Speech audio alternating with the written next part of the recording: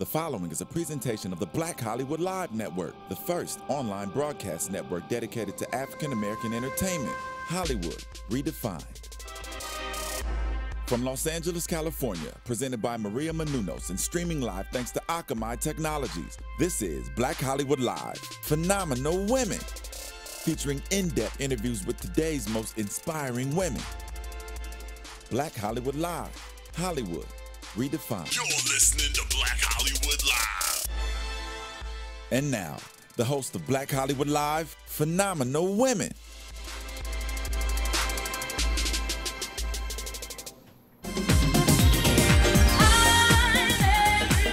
This is my song to introduce my guest. Because I love my girl, Whitney Houston. I was going to say, we love you, Whitney. We miss you. Yes, and I love my guests that are coming to the show to show their phenomenalness. Is that, if that's a word? Make it up. Make it I up know, I just made it up as I go. I love that. So, hello everyone. Welcome to Phenomenal Women on Black Hollywood Live. I'm your host, Ashida Onrae, and I have a very phenomenal woman with me today. I love it. Miss Fylicia King, who is the star, who wrote it, who stars in it, executive produces her one-woman show, Mama Was a Bad Mother. Shut your mouth. Shut your mouth. Welcome to Phenomenal Women. Welcome to the show. Thank you so much. Who knew? I didn't know I was a phenomenal woman. I love that. Thank you. Absolutely. When you create today. something and you are nominated, you were nominated for NAACP Image Award, how can you not be phenomenal? There you go. You know what I'm saying? You. I'm just putting it out there. Thank you so much. So before we get into this show, let's just get into a little bit of history about you. Okay. Because you have a ton of credits here as an actress. Some credits. Yes, you do. A little something. Yeah, a little something. But just to give you an idea, I mean, you were in the Transformers, you were in Las Vegas on NBC, you were in The Shield. I mean, you have a ton of credits. How did you get started into acting? Well, you know what? And I talk about this in my show because I never wanted to be an actress, but when you see the show, you'll see that I've been acting all my life. And I've been being coached. I've been rehearsing. I've been playing roles. But what happened specifically, I was in Houston, Texas, and I was in court reporting school. And I met this guy who worked at the school, and he was like, have you ever done radio or TV? And I was like, no, boy, I'm in court reporting school. I'm trying to be a court reporter. And so he just kept asking me to go on these things with him because he said he was a writer. And I was like, what's a writer? Like, that's how green I was. I didn't even, he had this, it wasn't a typewriter, it was this contraption. And on his break, he'd always be typing on this contraption. And he said, I'm a writer. I want to write for TV and film, and I have this project. And so I would allow him to take me to the radio stations, and I do these voices, and I was having so much fun. But that was the extent of it, because I had like 8 other jobs, and I was like, I really don't have time for this acting thing. So then one day he calls me. He said, you know, I quit, because he worked at my court reporting school. And I was like, well, what are you going to do? He's like, oh, I'm moving to Hollywood. I'm writing for a show called Parenthood. Have you heard of it? I was like, what's a writer? I was so confused. So he introduced me to acting, and he said, I think you should be an actress. Wow. And based on him thinking, Anthony Hill, I love you, based on him thinking I should be an actress, I said, well, let me enroll in the community college and take acting. I loved it. And I realized during acting, I loved the writing more, but no one said I could be a writer. They just said, you should be an actress because you look like you should be an actress. Moved out to Hollywood. I said, well, let me just see. And so here I am. I love it. Thank you, Anthony Hill. Anthony Hill, that's destiny right there. Anthony Hill was destined to be in your life at that moment to inspire you to pursue your dream. Yes. And then here you are. Yes. So tell me about this play. I'm loving it. Thank you. Me too. And who knew? And it's another thing that kind of, I don't want to say it came out of nowhere, because it absolutely came from within, and it had to come out. I saw my first one-woman show, which was Joyce Guy at UCLA, and I was in a theater company, and I said to the artistic director, I want to write a one-woman show, because in Joyce's show, she was a dancer, and I always wanted to be a professional dancer, and I wanted to do music videos, you know, Salt and Pepper back in the day, and so that's what I wanted to write about, because I wanted to be a cheerleader, I wanted to be all those things dancing, and so she said, well, honey, you haven't lived enough to write a one-woman show. So I was like, oh, you have to be in your 40s. I didn't know. But it was still on my heart. Met a woman, Iona Morris, and I said, I'm going to take this writing workshop. And what came out of that writing workshop was my one-woman show. Has very little to do with dancing, wanting to be a dancer. It was all about all of this pain and anger and angst and judgment and guilt that I had surrounding my relationship with my mom. And so the piece really wrote itself, because when I, workshopped it, I remember Iona saying, honey, you wrote these words. You have to be able to say them. And I was like, but I don't curse. I don't like to curse. And she was like, but you're an actress. So you're going to play these people. It's not you. It's the characters that come from your life. So I had a really challenging time for like a year because it was so close to me. And I had so much judgment of myself and the people that I was playing. It was hard for me to really embody them, but I got it now. So you're inspired from the relationship with your mom. Absolutely, yes. And how is your mom, is she taking it well? How is this? Because I know. Imagine someone playing you, and this is their interpretation of you. Wow. When she first saw it, I did a 12-minute workshop piece and I taped it and I went back to Omaha and I said, my mom's going to see this and our relationship is going to be miraculously healed. Not. She said, oh, your legs look good. And I was devastated. I was like, oh, okay. And so I said, okay, we still have some work to do. So it was challenging for her. And then she gave me her blessing, I want to say 2009. She said, I think you should do this show for universities. And I was like, wow. That was her way of saying, I give you my permission, and I think you should do it. And I was going to honestly do it with or without her permission because it was so cathartic for me. Yeah. And I knew that it was bridging the gap in our relationship, first and foremost. So before she passed, I felt confident that I can continue on with this show. Wow. Yeah. I love that. Just being inspired to do something based on something that's very troubling in your past and then to heal from it. Absolutely. Now tell me, how was it when you wrote it? Take me back to the experience of your first show. Oh my gosh. Ooh, Lord.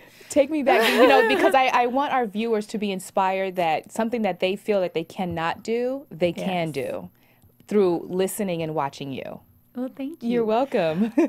Okay, so I'm in this writing class with Iona Morris and about 7, 8 other people. In every class, I'm crying. I mean, I'm crying, and I'm like, why am I here? But there's something that's so much more powerful than this flesh that moves you forward. Because if it were up to me, I would have stopped. I would have quit.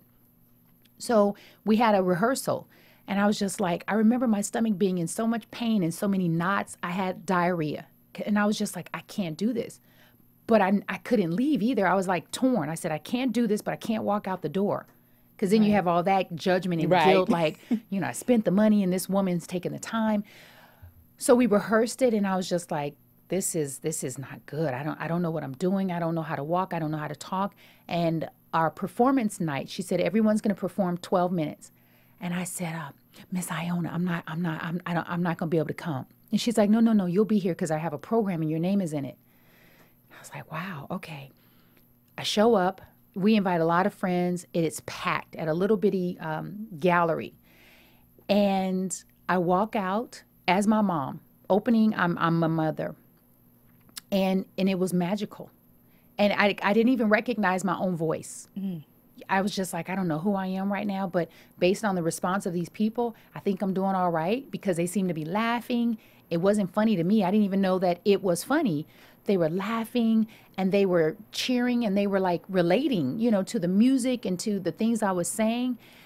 And I was like, okay, well, maybe. And the most important, the most magical thing that came out of that show was the lady who said to me, sweetie, you haven't lived enough to write a one-woman show, came up to me and she said, I'd love to develop this. Do you have a director? I was like, oh my gosh. Look so at that. she was my director for 5 years.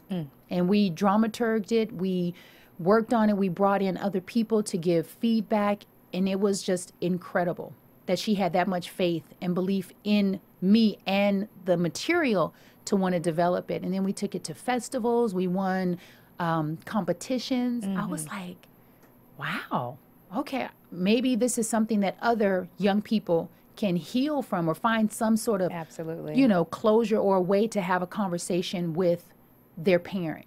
Yeah. The way that it did for me. Because had I not written this show, I wouldn't have known how to dialogue with my mom, how to, you know, open it up. Because there was so much anger and fear. The show actually was my voice, actually spoke to her for me. I love that. Thank you. Congratulations. Thank you. That is absolutely amazing.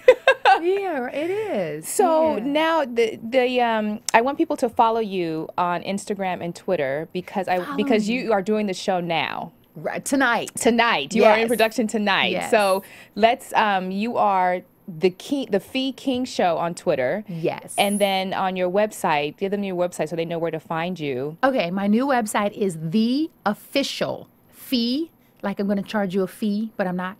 King, as in royalty. So that's FEEKING.com, theofficialfeeking.com. Love it. Love it. So you absolutely can go there and purchase your tickets. Yes. To support this beautiful young woman who is doing amazing things and inspiring other people to live their dream through, Thank you know, you. and through pain, actually, you know? Yeah. And what else is next for you? I know Oh my you have this goodness. show, but Yeah. I can just see there's something else going on. There's something brewing. She's my new friend. Yeah. I love that. Well, I'm glad you asked. I am glad I asked too. I leave August 4th. I leave Los Angeles to take the show to the Scotland Edinburgh Fringe Festival.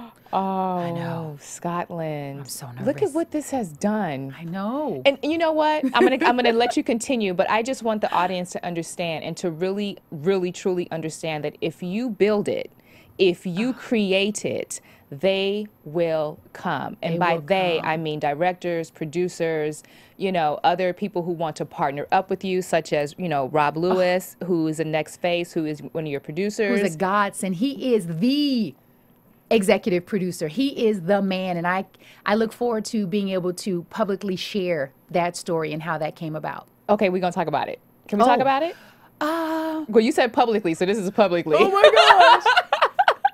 We'll see. Okay, well, we'll come back to that. But I just want you guys, as the viewers, and you know, who I'm very passionate about on inspiring anyone to do anything. And this is a prime example of what you can do. So please, whatever it is that you want to do, whatever it is that you want to experience through pain, through fun, through joy, through laughter, just do it because you never know. She's going to Scotland. I'm going to Scotland. You're going to Scotland and NAACP. I mean, can't get better than that. Okay, so go ahead. My rant is done. Your rant was good, though. I know, right? So yeah, we're going to Scotland for 3 weeks. And my goal with this show is to be on tour, on the road, by the 1st of 2015. Period, hands down. And last night was a confirmation of that because while I was performing the show, we opened last night. I looked out in the audience and there were a lot of young people. And that's a dream come true because that's what I've always wanted to do at the show. And I was just like, how, you know, people would, let me tell you something. When there are people who don't know what your dream can do for other people. Absolutely. And so if they're not reaching and believing in their own dreams, how can they support your dreams? Right. So many people said to me, I'd love to get on board, but can you tone down the language? Well, no, because this is how these people spoke. I mean, like literally, I cannot, and I don't use that word can't in my vocabulary, but I absolutely cannot because I won't be being true to who they were. And so they said, you know, I'd love to book you on college tours, but the language is heavy. Well, my life was heavy. Yeah. But here I am today, very light. I feel very light. I looked out into the audience and I saw all these young faces and I saw a lot of boys. And last night was an audience of people who had never been to a play before. My show was the very first play. So if you've never experienced theater, you don't know that you can be who you are. You can laugh out loud.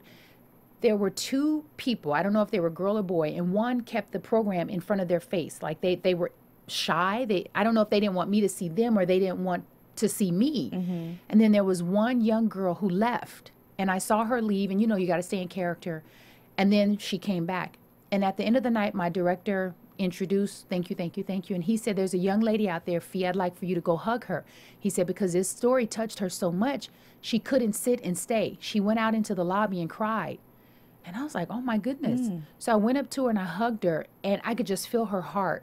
And I wanted to talk with her afterwards, but it was, they were from like a foster care group or some sort of organization where youth who are at a crossroads in their life, maybe, I don't know if it was a home, but anyway, I thought this is why I have to do this show, because something that I said or did in this show touched her and she could relate. And it brought a young girl to tears to the point where she had to leave the show and get herself together and then come back. And I thought that was a confirmation for me. So I will be on the road doing this show for juvenile detention facilities, regional theater, national theater, Europe, America, because I realize it's a universal story. It's not just a black story. I just happen to be a black woman who's telling her story. But so many people can relate to this story. And so I've been called to do it. And I finally accepted it because I resisted it for years. I'm like, no, no, no. And now it's all yes, yes, yes, yes, yes. Yeah. And so Rob Lewis, thank you so much for helping me to continue to say yes with this show. Big shout out to Rob Lewis. Big shout out. Next phase, Rob Lewis. I love it. Well, he's a friend of mine, so I just want to, you know, give him props and just, you know, congratulate him on what he's doing as well. That's amazing. So, again, on Twitter for Fylicia King, The Fee King Show. And can you repeat your website one more time for me, please? Sure. It's theofficialfeeking.com. And also on Instagram. So on Instagram, I'm a retired personal trainer, but I still have that log line. So it's Ya Hollywood Fitness Go To Girl, and girl is GURL, and it's YA Hollywood Fitness. Ya Hollywood Fitness Go, GOTO. Yeah, it's long. GOTOGURL. Because I'm in love with Instagram. It allows adults to play and have fun. I love it. I love Instagram too, and I'm on Instagram too as well. Now, you said retired. Yeah, girl. So we can't hire you, huh? You know what? It's so challenging to walk away from an opportunity and money, but no. Yeah, I hear you. Because this Mama Was a Bad Mother is my sole singular focus and passion. Absolutely, absolutely. But you can come work out with me at the Santa Monica Stairs on Sundays. Okay, I'll do that. I'm going to hold you to that. And seriously. I really need to work out. I really need to work out. Because, you know, camera adds 10 pounds to you. I'm looking at myself like, you need to get it together, girl. I have on all black. I love it. Thank you so much for being on the show. Again, thank you, viewers, for watching. My name is Ashida Onrae, and you can find me on Twitter and Instagram at Ashida Onrae. I look forward to seeing you and inspiring you next week. Thank you, Ashida. You're welcome. From producers Maria Menounos, Dario Kristen, Tiana Hobson, Kevin Undergaro, and the entire BHL crew, we would like to thank you for supporting Black Hollywood Live, the first online broadcast network dedicated to African American entertainment. For questions and comments, contact us at info@blackhollywoodlive.com. Like us on Facebook, tweet us, or Instagram us at BHL Online. And I'm your BHL announcer, Scipio. Instagram me at Planet Scipio. Thank you for tuning in. The views expressed here are those of the hosts only and do not necessarily reflect the views of BHL or its owners or principals.